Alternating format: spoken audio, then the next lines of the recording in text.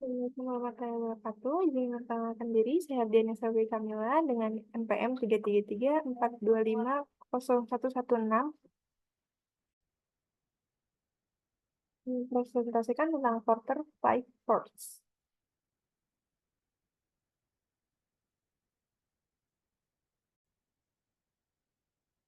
Oke, itu Porter Five Force.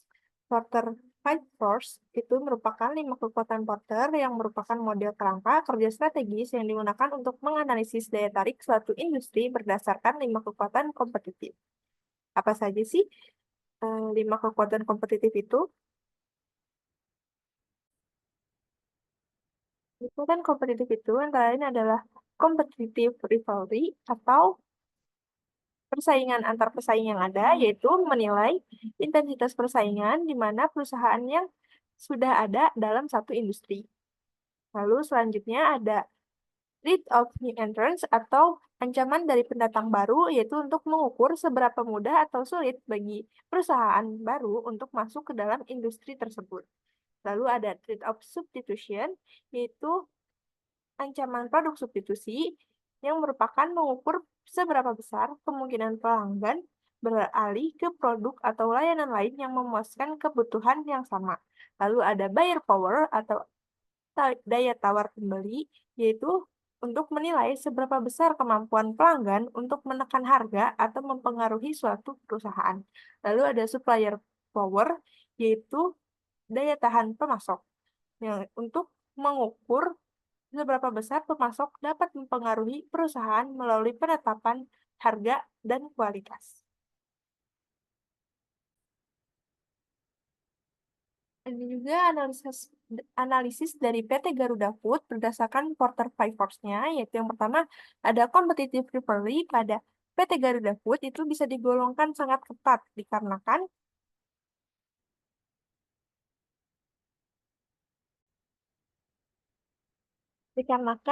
PT Garuda Food termasuk ke dalam industri makanan dan minuman yang memiliki saingan yang sangat banyak, terutama rival terbesarnya yaitu PT Wings Food dan juga PT Indofood. Lalu ada threat of new entrants-nya, yaitu ancaman pendatang baru bagi PT Garuda Food sangatlah rendah, dikarenakan PT Garuda Food merupakan perusahaan yang sudah berdiri sejak lama dan sudah memiliki konsumennya sendiri. Lalu ada threat of substitution, atau ancaman dari produk substitusinya itu sangatlah tinggi, dikarenakan konsumen memiliki banyak banyak sekali pilihan pengganti, terutama di industri makanan. Jadi trade of substitution-nya itu sangatlah tinggi. Lalu ada buyer powers atau kekuatan tawar-menawar pelanggan itu bisa dikategorikan pada PT Garuda Food itu dari sedang sampai tinggi. Dikarenakan pelanggan itu memiliki daya tawar-menawarnya itu sangatlah tinggi, dikarenakan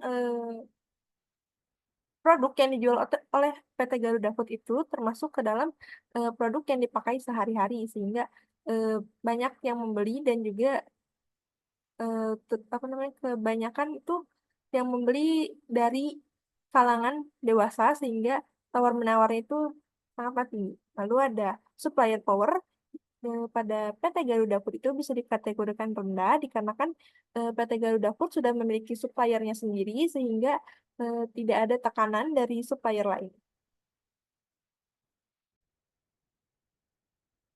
Ada juga analisis faktor lain pada PT Garuda Food. Yang pertama ada inovasi produk, yaitu inovasi berkelanjutan dengan menambah varian pada produk. Dikarenakan industri makanan itu sangatlah ketat persaingannya, maka diperlukan sekali inovasi produk dengan menambah varian pada produk-produk tertentu, seperti contohnya pada PT Garuda Food itu adalah kacang, karena semakin banyak sekali eh, rival dalam dunia makanan ini, sehingga semakin bagus untuk berinovasi. Lalu ada SDM, yaitu sumber daya manusia, di mana PT Garuda Food itu mengembangkan karyawan dengan mengadakan pelatihan-pelatihan agar eh, karyawannya semakin piawai.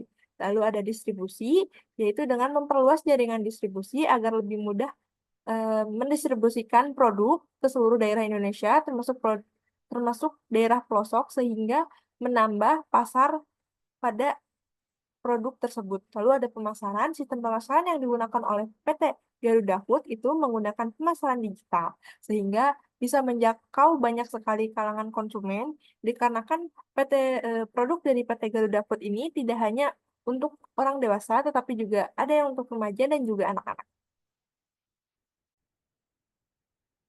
Lalu ada analisis perbandingan laporan keuangan, yaitu perbandingan antara laporan keuangan PT Fast Food Indonesia dan juga PT Garuda Food Indonesia, di mana bisa dilihat dalam tabel bahwa keduanya memiliki stabilitas yang seimbang, di mana aset yang masuk dan aset yang keluar itu eh, seimbang atau sama, eh, lumayan sama.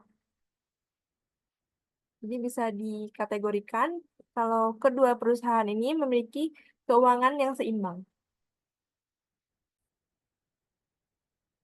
Sekian presentasi dari saya, kurang lebihnya mohon maaf. Wassalamualaikum warahmatullahi wabarakatuh.